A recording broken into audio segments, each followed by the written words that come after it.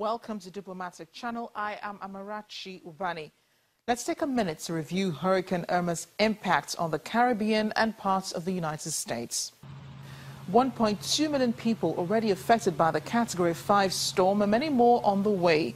90% of the islands hit by Irma have been flattened, and authorities are thinking it would cost at least $125 billion or double that to fix Irma's destruction.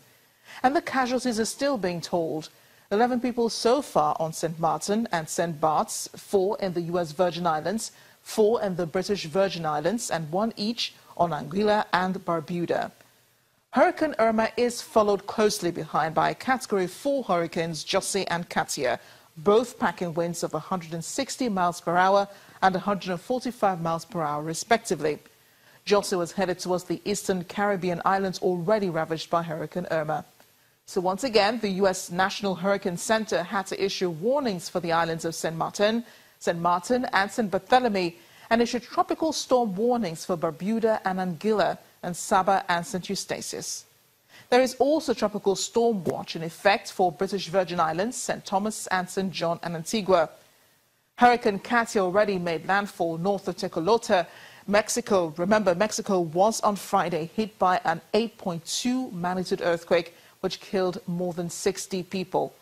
The storm, however, has been downgraded to a depression near the Sierra Madre Mountains, though officials are warning of life-threatening flash floods and mudslides.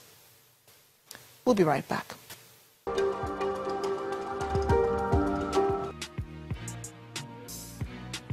French prosecutor François Molins said a man arrested last week after a police raid on a flat near Paris had a direct connection with the Islamic State. Police had recovered a stash of explosives when they raided the residence Villejuif, south of Paris. They had also found TATP, a product often used by suicide bombers. A second cache of explosive materials was discovered in a nearby town the following day. The 2 men who were arrested were put into formal investigation on Sunday and placed in detention. Molins said analysis from materials seized showed one of the suspects had been in direct contact in August 2016 via Facebook. His name was Rachid Kassim, believed to be a senior member of the Islamic State militants. Kassim was targeted by the U.S. military in a strike near the city of Mosul earlier in the year. More than 230 people have been killed by Islamist-inspired attackers in the past 3 years in France, which, along with the United States and other countries, are bombing Islamic State bases in Iraq and Syria.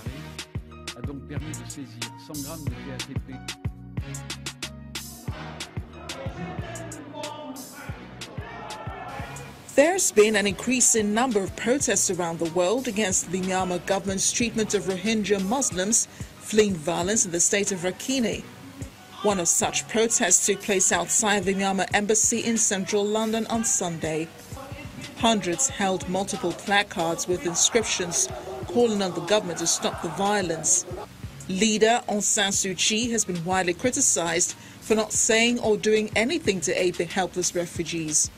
But Moody's Myanmar says its forces are fighting a legitimate campaign against people it said were terrorists, whom it blames for attacking Rohingya villages and burning homes and civilian deaths.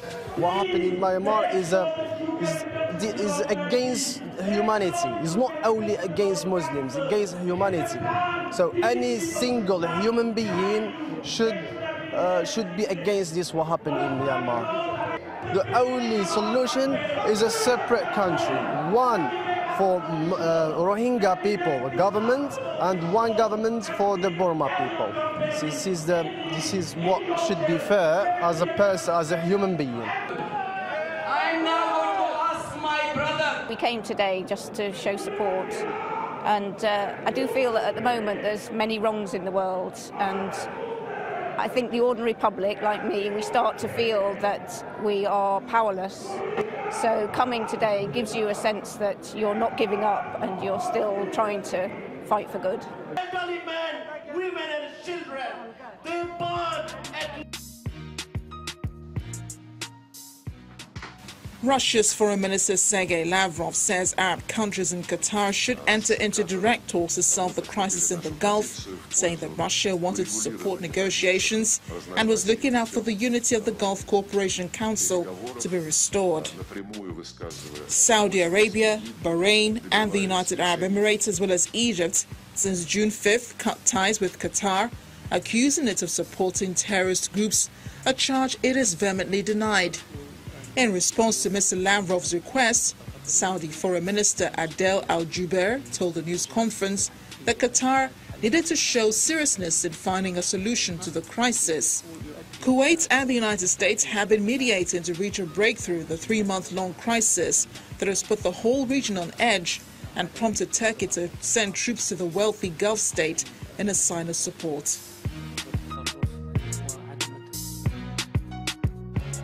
Meanwhile, Saudi Arabia had on Saturday pronounced a freeze on talks and contacts with Qatar just hours after Saudi Crown Prince and Qatari Emir had made a phone conversation. The freeze was announced over news reports from Qatar News Agency, according to local news reports in Saudi Arabia. The Saudi state media said that Saudi Crown Prince, Prince Mohammed bin Salman Al Saud, welcomed the willingness for dialogue as expressed by Qatar, but stated it needed to consult Bahrain, the United Arab Emirates and Egypt before clarifying its stance. The Qatari state media said that the phone conversation was made after U.S. President Donald Trump had called Qatari Emir Sheikh Tamim bin Hamad Al Thani, and that Saudi Arabia and Qatar agreed it is necessary to solve the crisis through dialogue and assigned special envoys to facilitate the dialogue.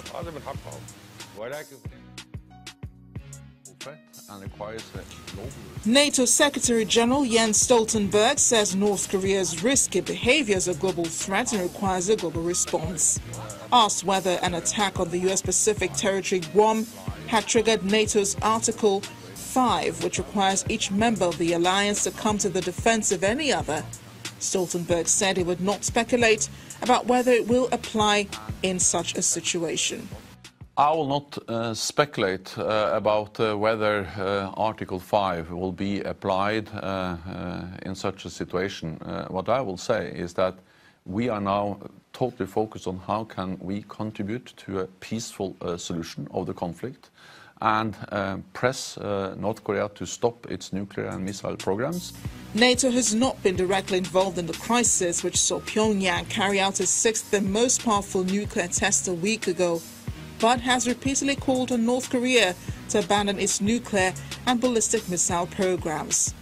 British Defence Secretary Michael Fallon also said he was very concerned about the situation and said the military conflict should be avoided at all costs.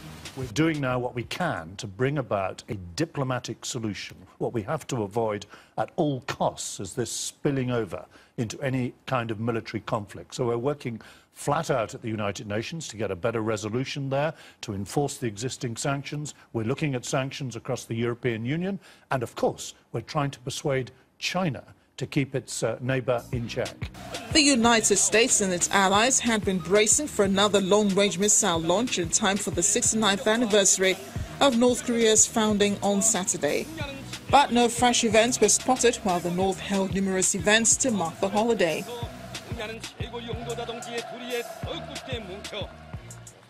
Well, Guam is part of the United States. It's United States sovereign territory. And the United States, of course, under the United Nations, has the right to ask other members of the United Nations to join in its self-defense. So I don't think a legal issue is nearly as important as getting now a diplomatic solution to this crisis. And finally, analysts in Syria are skeptical about a report released on Wednesday alleging the government's used chemical weapons at least 20 times during the Syria crisis. The Syria delegate working at the United Nations office in Geneva, Hussam Allah, condemned the reports given by the Independent International Commission of Inquiry on Syria as unprofessional and far from fair.